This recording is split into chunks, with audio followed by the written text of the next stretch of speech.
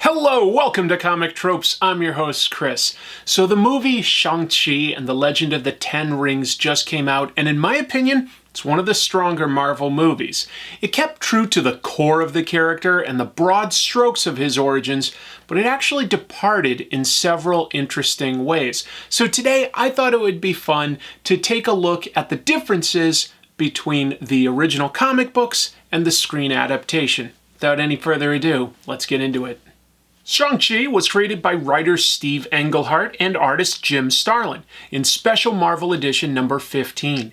The character returned for the following issue, and then Marvel retitled the book to The Hands of Shang-Chi, Master of Kung Fu. Engleheart and Starlin left after issue 17, and after some fill-ins, writer Doug Moench took over from issue 22 all the way through issue 122. His run with artist Paul Gulacy went from 22 through issue 50, including some fill-ins by guest artists and writers. Moench and Gulacy hooked readers with stories that mixed in globe-trotting spy stories with martial arts action. Gulacy's artwork focused on well-paced fight scenes and movie poster-worthy splash pages.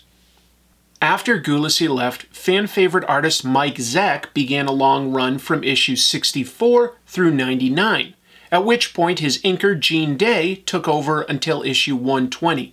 Sadly, Day passed away from a heart attack, and with Moench also leaving in issue 122, the book was cancelled after issue 125 in 1984, lasting a decade. And to be fair, Shang had defeated his archenemy in issue 118. It was never quite a top seller, but it was a cult favorite and well reviewed.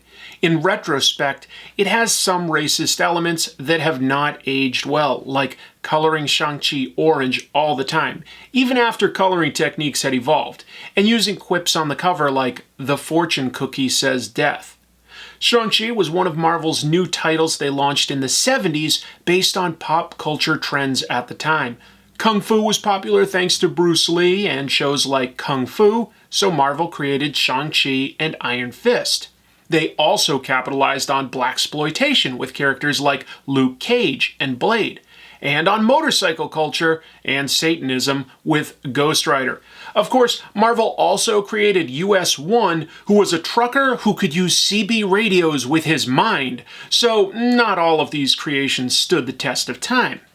Marvel created Shang-Chi after they failed to obtain the rights to make a comic book adaptation of the Kung Fu TV show starring David Carradine. They pivoted and obtained the rights to Fu Manchu from pulp novelist Sax Rohmer's estate. Fu Manchu was a Chinese supervillain who had multiple scientific degrees and sought to rule the world. Rohmer published books about Dr. Fu Manchu from 1913 until his death in 1959. In the books, he was opposed by British MI6 agents like Sir Dennis Nayland Smith and Dr. Petrie. Those characters also appeared in Shang-Chi's comics, but writer Steve Englehart posited that Fu Manchu had a son, Shang-Chi. That was an original Marvel creation. In the comics, Shang-Chi was raised to be an expert in martial arts and be his father's right-hand man. But after being sent to kill Dr. Petrie, he expanded his view of the world and opted to work with Sir Dennis as a force for good, opposing Fu Manchu and other international terrorists.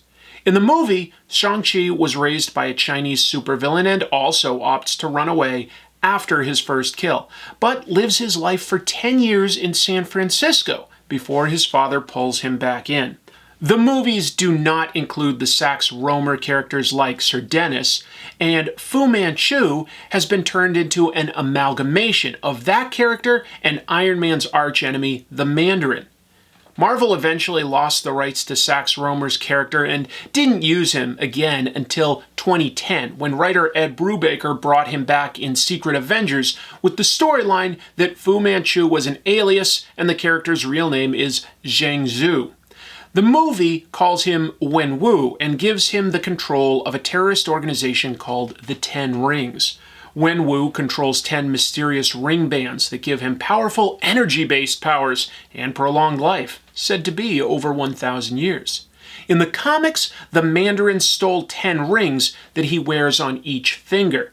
Each one wields a different power. These were stolen from an alien spaceship. Those aliens are called McLuhans in the comics, with the most famous example being Fin Fang Foom. They basically look like gigantic dragons, but are actually highly advanced interstellar beings. In the movie, it's still a mystery where the rings came from. In the movie, Wenwu's 10 rings and being a terrorist from China were established in Iron Man, where the 10 rings captured Tony Stark and forced him to build a bomb. They later showed up in the Marvel one-shot All Hail the King, where the 10 Rings kidnaps actor Trevor Slattery from Seagate Prison because he had impersonated the Mandarin within the context of Iron Man 3. In the comics, Shang-Chi's mother was a white English woman that Fu Manchu selected for her genetics. In the film, his mother comes from the mystical land called Talos, and she fell in love with Wenwu, and for a time brought him away from his life of conquering, and they started a family. In the comics, Talos has rarely been used, but was established back in Thor number 301 from November of 1980. It was introduced as the highest plane of existence for Taoist gods. In the movie, Chinese villagers live there to defend a portal to a dark dimension holding back the Dweller in the Dark. The film represents the Dweller as a gigantic dragon, while the villagers of Talos are protected by a mystical dragon called the Great Protector, which may draw loose inspiration from Fin Fang Foom. The Dweller in the Dark is a fear lord from another dimension that was first used in a Thor issue from 1974 and who first appeared in full 4 years later in Doctor Strange number 30. In both the comics and the movie, Shang-Chi has no inherent superpowers, but is instead supremely skilled in Kung Fu. His comic book presented him with long hair and flowing robes, usually with no shoes, so he probably wouldn't be let into a 7-Eleven. Artist Paul Gulacy said he based Shang's look on Bruce Lee. Following Marvel's Civil War Comics event, Shang-Chi began appearing in the 2006 series Heroes for Hire with short hair, loose pants, and either no shirt or a red vest. That was by writers Justin Gray and Jimmy Palmiotti, with art by Billy Tucci. More recent iterations tend to show him with a red uniform, similar to how he appears in the film. Aside from Wenwu, there are supervillain henchmen Razor Fist and Death Dealer in the movie. Both of these characters appeared in the comics, but not in many issues. The comic version of Razor Fist had 2 Razor Fists, which would probably make eating difficult, and he was shot to death in his 3rd appearance by his boss, who ordered his army to shoot both him and Shang-Chi. Death Dealer was a rogue MI6 agent who appeared in 4 issues and had a mostly blue uniform and skull mask.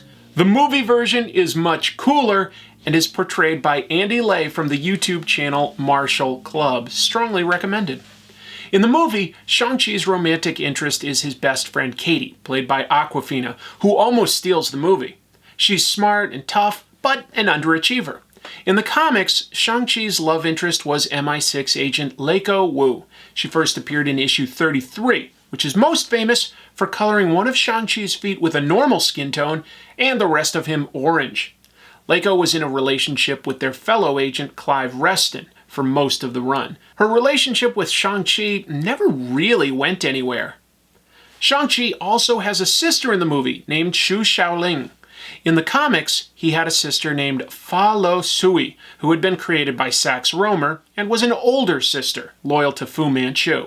In the comics, she eventually tried to subvert her father's will and helped run MI6. Later comics renamed her Zheng Bao Yu and had her secretly running a criminal empire. The movie version also shares qualities with recent character Sister Dagger, a half-sister introduced by writer Jean Lun Yang. That character is one of several half-siblings who all share Zheng Zhu as their father, but Xu Xiaoling uses a dagger on a rope as her primary weapon, similar to Sister Dagger. If you're curious about the best Shang-Chi comics, I recommend picking up the trade paperbacks of the Doug Moench run to start with. It's sometimes dated, but the stories play out like big-budget spy action movies. They're fast-paced and exciting. And then, for the modern day, pick up Jean Lun Yang's modern-day iteration. Also great art, but a more grounded character with relevant characteristics like being an immigrant and then laying in good martial arts action on top.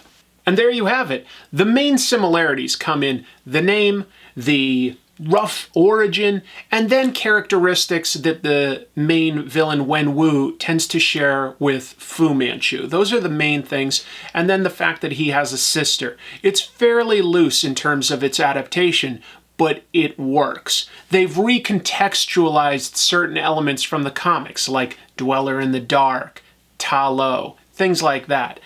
Ultimately, I think it was a great movie, very, very entertaining, and I just hope that some of the comic book creators that brought the characters to the point where they were worthy of adaptation by Hollywood means that they'll be well compensated, but yeah, dare to dream on that one, I guess. Anyway, hope you enjoyed this short video, and until I see you next time, keep reading comics.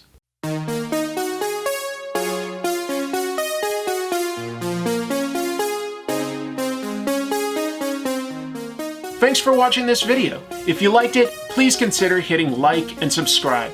If you'd like to support the show, there are merchandise links beneath the YouTube video, and you can always hit join on YouTube or visit Comic Tropes on Patreon to get access to special perks.